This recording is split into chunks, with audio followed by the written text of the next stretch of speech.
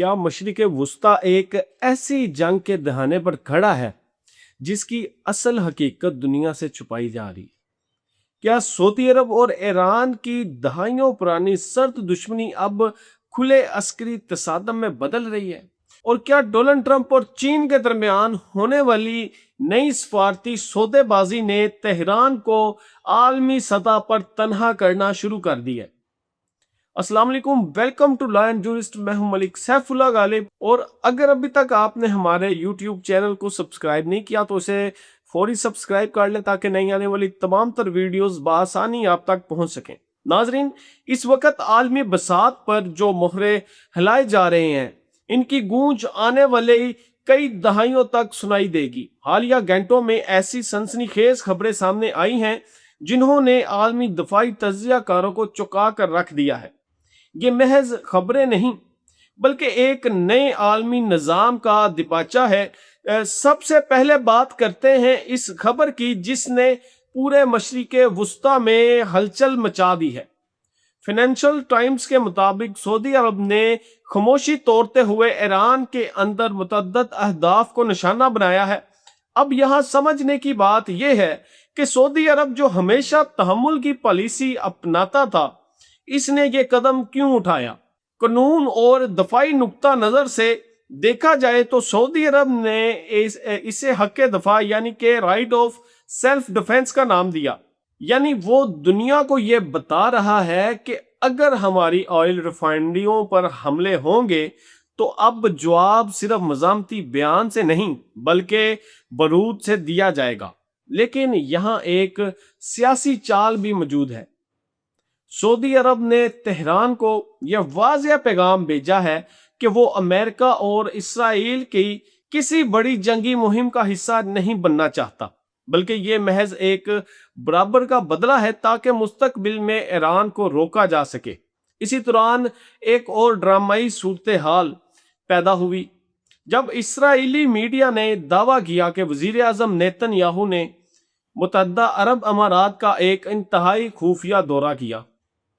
अब दिलचस्प बात देखिए कि इसराइल का दावा यह है कि हमारे वजीर आजम वहां गए और मोहम्मद बिन जैद से मुलाकात की। यूएई का कहना है कि यह सब झूठ है, ऐसा कोई दौरा नहीं हुआ। नाजरीन, सफारती तारीख में ऐसा बहुत कम होता है कि एक मुल्क कहे कि मैं आया था और दूसरा मुल्क कहे कि नहीं आए थे। इस तजाद के पीछे क्या है? असल में यह साइकोलॉजिकल वारफेज यानी नफ्सियाती जंग है। इसराइल ये तासुर देना चाहता है कि अरब ममालिक ईरान के खिलाफ इसके साथ खड़े हैं, जबकि यूएई इस वक्त किसी भी ऐसे तासुर से बचना चाहता है जो इसे बराह रास्त जंग की आग में झोंक दे।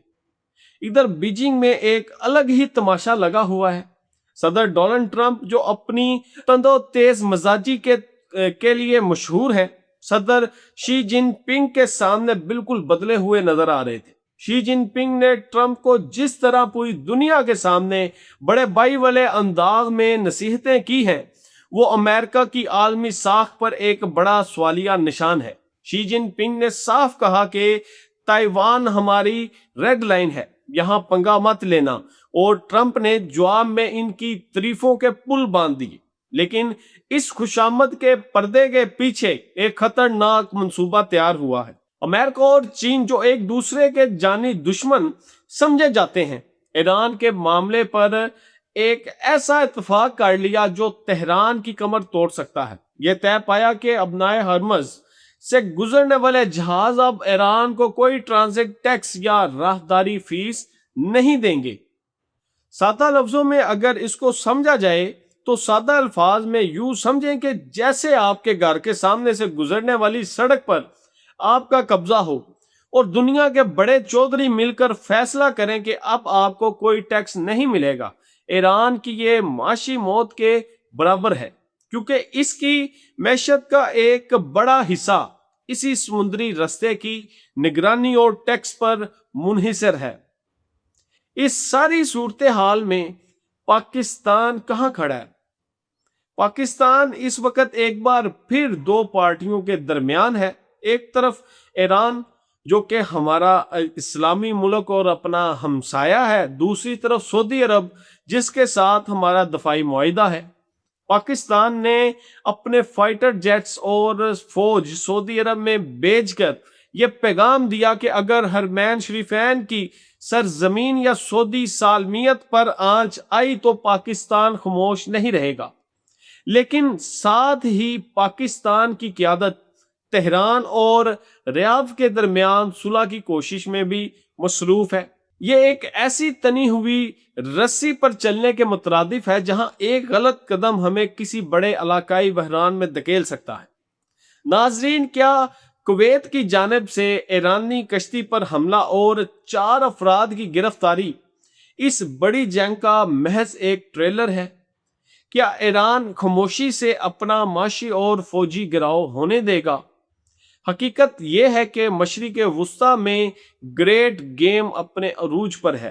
ایک طرف اسرائیل اور امریکہ کا گٹھ جوڑ ہے، دوسری طرف چین اپنے معاشی طاقت کے بل بوتے پر امریکہ کو دفاعی محاذ سے پیچھے ہٹا رہا ہے، اور ان سب کے درمیان ایران اور سعودی عرب کی یہ براہ راست جھڑپیں دنیا کو ایک تیسری عالمی جنگ کے دہانے پر لے آئی ہے۔ سوال یہ ہے کہ کیا عالمی طاقتیں امن چاہتی ہیں، یا وہ چاہتی ہیں کہ مسلمان ممالک آپس میں لڑ کر ہی اپنی رہی سہی طاقت بھی ختم کر دیں؟ فیصلہ آپ نے کرنا ہے کہ اس کھیل میں فائدہ کس کا ہو رہا ہے اور نقصان کس کا۔ اپنے میزبان ملک سیف اللہ غالب کو اجازت دیں۔ اللہ ہم سب کا حامی و ناصر ہو۔ اور ایک دفعہ پھر میں آپ سے کہنا چاہوں گا کہ اگر ابھی تک آپ نے ہمارے یوٹیوب چینل کو سبسکرائب نہیں کیا، فیس بک پہ ہمیں لائک نہیں کیا، تو ابھی ہمیں سبسکرائب کر لیں تاکہ نئی آنے والی تمام تر ویڈیوز براہ راست اور جلد از جلد آپ تک پہنچ سکیں۔